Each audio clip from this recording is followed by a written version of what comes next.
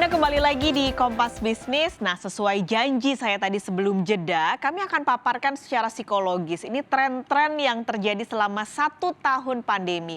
Kita ingat ada tanaman hias, lalu juga ada ikan cupang, lalu juga sampai sepeda dan juga hobi-hobi lain yang sebenarnya dulu nih sebelum pandemi harganya biasa aja, tapi sekarang malah naik pamor, harganya jadi semakin tinggi. Nah, kami sudah bersama Irfan Agia, psikolog konsumen yang akan mendiagnosa apa sih yang sedang terjadi pada diri Anda saat mengikuti tren ini? Selamat pagi Irfan Agia.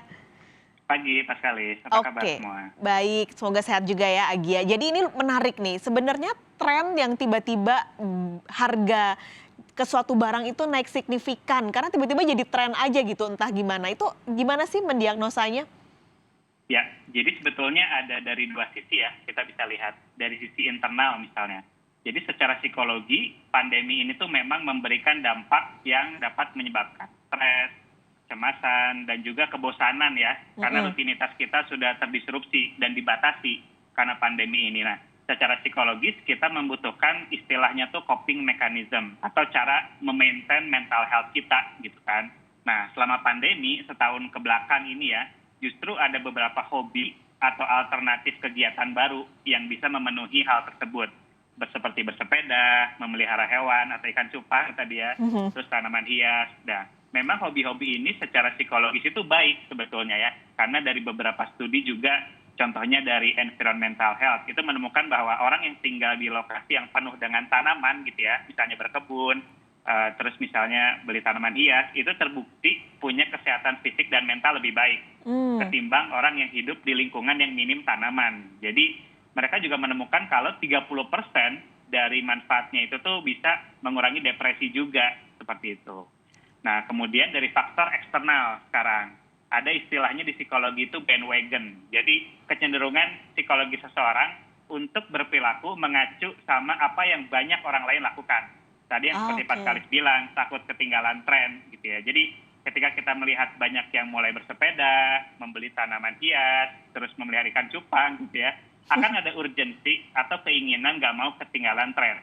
Terlebih kan selama pandemi tuh atensi sama perhatian kita kan di sosial media ya, di handphone juga. Banyak sekali jadinya exposure atau paparan informasi tentang tren ini.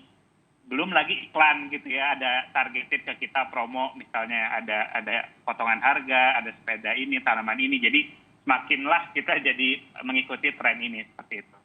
Oke. Poin pertama tadi internal bahwa kita ada shifting ketika mental health kita harus diperbaiki gitu ya, di-maintain di saat pandemi ini. Tapi gimana untuk memastikan bahwa karena harganya kan juga nggak murah gitu ya, Agia, ini si ikan cupang, tanaman dan juga sepeda ini. Untuk memastikan bahwa mental kita tetap terjaga, tapi duit kita juga tetap terjaga gitu, karena nggak jadi boncos gara-gara belanja-belanja ini. Betul. Jadi memang definisi aman ini tuh konteksnya ada 3 ya. Yang pertama pasti dari segi kesehatan dulu ya, kesehatan fisik lah.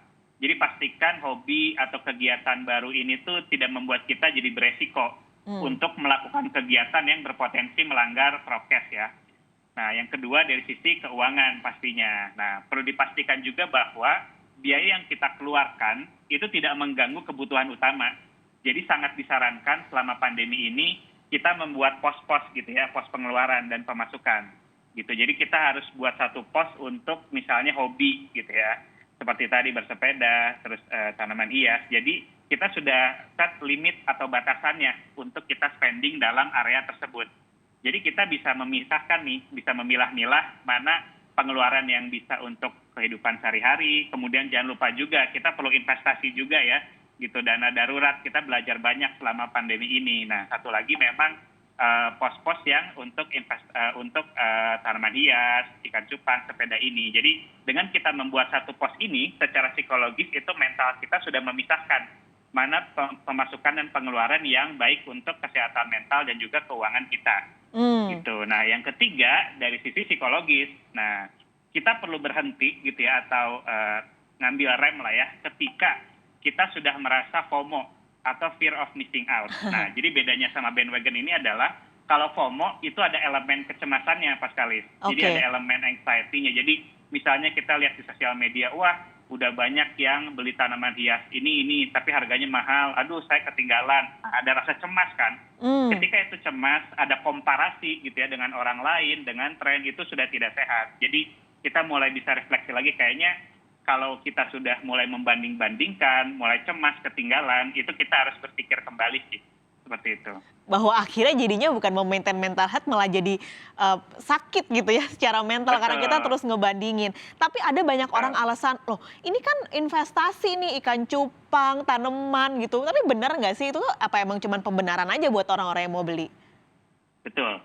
Secara objektif ya, dari segi data, sebetulnya hobi terkait 3 aspek ini ya, bersepeda, tanaman hias, sama ikan cupang, itu kalau memang ditekuni dengan serius, memang bisa menghasilkan malah gitu ya, nggak cuma investasi. Kenapa? Karena marketnya ada gitu. Jadi memang sudah hukum alamnya supply dan demand ya. Kalau di market ketika ada disrupsi seperti ini, ada pandemi, pasti ada area yang misalnya berkurang secara demand, tapi nanti ada yang naik gitu. Nah, yang naik ini 3 aspek tadi.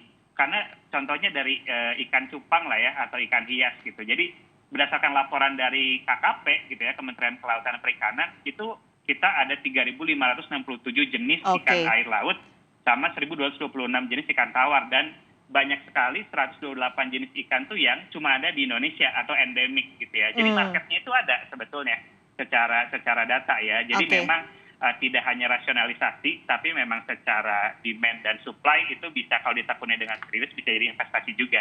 Oke, Agia terima kasih banyak. Kita harus akhiri sampai di sini dulu, tapi semoga ini bisa memberi gambaran buat orang-orang juga untuk ke depannya. Terima kasih psikolog konsumen Irfan Agia bergabung di Kompas Bisnis pagi ini.